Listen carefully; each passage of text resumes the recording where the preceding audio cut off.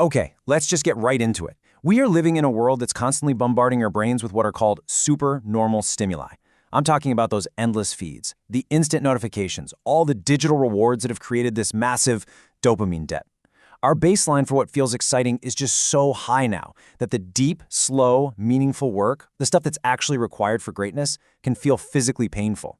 But here's the thing. What if you aren't lazy? What if you're just chemically desensitized? Today, we're going to fix the hardware. We're going to install a protocol that will actually make your brain crave the very tasks it's running away from right now. Does this look familiar? I mean, really, does this feel familiar? You sit down to do that important work, and it just feels like you're pushing a massive boulder up a hill that never ever ends. It's so draining, it leaves you feeling restless, and your mind is just screaming for any kind of escape. You are not alone in this feeling. This is a pretty much universal struggle in our world. But here's the good news. It's a struggle we can absolutely win. So to really get why that climb feels so ridiculously steep, we have to look at our brain's ancient wiring. See, evolutionarily, your brain is hardwired to seek out novelty. And why is that? Well, because back in the day, novelty usually meant one of two things: either a new opportunity, like a food source, or a new threat, like a predator. But today, that whole novelty search instinct has been completely hijacked by algorithms that are literally designed to keep you scrolling. So here's the real heart of the problem. Your primitive brain, that ancient part of you, sees a long, boring task as a waste of biological energy. It's true. It doesn't see an immediate reward. It doesn't see a threat. So its job is to signal you to stop, to conserve that precious energy for something more stimulating. So that drained, demotivated feeling you get, it's not a character flaw. It's a survival mechanism that's just horribly outdated for the world we live in now. Okay, so how do we fight back against our own brain? Well, not with willpower alone, that's for sure. We need a tactical solution that actually speaks the brain's native language, and that is the power of micro-rewards.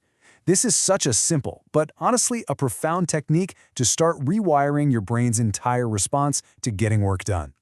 Right, this is how we start talking to our brain in a way it understands. Instead of waiting for that one massive dopamine hit at the very end of a huge project, which could be weeks away, we sprinkle in these tiny, immediate rewards all along the journey. We're basically breaking down that giant, boring boulder into a series of small, satisfying little pebbles. Each one of these micro-rewards tells your brain, hey, we're making progress, this is good, keep going. And this whole process, as you can see here, it taps directly into the brain's reinforcement loop. It's so simple. First, you just complete one tiny step. Maybe you write one single paragraph. Next, you give yourself a tiny little reward. This releases a microdose of dopamine, which, feels good. And that good feeling reinforces the behavior, which makes you want to do it again. You are literally, and I mean literally, training your brain to associate boring work with progress pleasure. And this really doesn't have to be complicated at all. We're talking super simple stuff. The reward could be as easy as taking a single intentional deep breath, or a quick stretch, a sip of your coffee or tea, or my personal favorite, the incredibly satisfying act of physically checking a box on a paper to-do list. I mean, come on, that's the best. These small celebrations make your progress feel real and tangible. Okay, so micro-rewards are a fantastic tactic, for sure. But now, we're going to go a little deeper. We're going to shift our entire perspective. We're going to completely reframe the very idea of monotony itself. This isn't just about getting through the work anymore. It's about finding the hidden power that's buried inside of it. I absolutely love this quote because it just cuts right to the heart of the matter.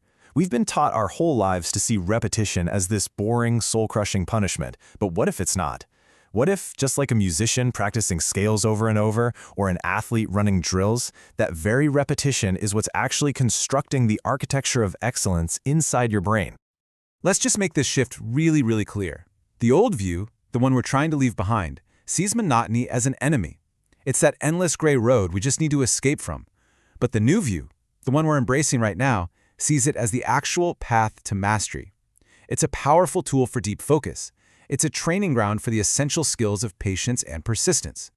And here it is. Here is the hidden gift of all that so-called boredom. When you actually lean into a repetitive task, it calms down all that frantic mental noise of our overstimulated world. It just quiets the chatter. And in that newfound silence, your brain finally has the space it needs for higher-level thinking, for connecting different ideas, and for those amazing aha moments of creative insight to just pop up. So, we've reframed monotony. We see it now as a tool for mastery. But where does that path ultimately lead? Well, it's not just about tolerating boring work.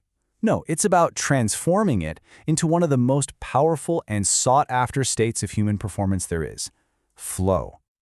You've probably felt this before, right? It's that magical state where you get so absorbed in what you're doing that the world around you just kind of fades away. Your focus feels completely effortless, and time just disappears. That is the flow state.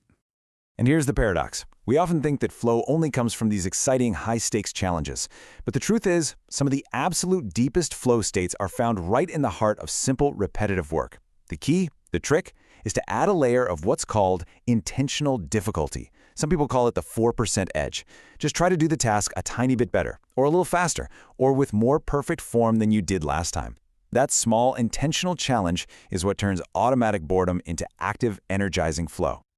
This brings us to the final, and I think the most powerful piece of this whole puzzle.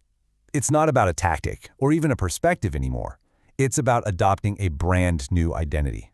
We're moving from being someone who just does the work to someone who finds deep, profound meaning in the process itself.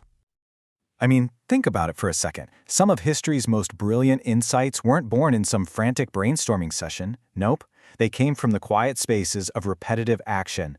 Einstein, Darwin, Steve Jobs, they all famously used simple, almost mundane activities like just walking around to let their minds connect the dots in truly groundbreaking ways. So this is the identity I want you to try on. You are a craftsman of the mundane. You don't run away from the gray road of repetition. You own it. You understand its power. You know that you're using it to build something great, one deliberate, focused, repetitive action at a time. So I'm going to leave you with this question. We have been taught our entire lives to fight boredom, to escape it at any cost. But now you know it's not an enemy, it's a tool. It's the raw material for focus, for mastery, and even for genius. So stop fighting it. Start using it. My question for you is, what will you build with your boredom?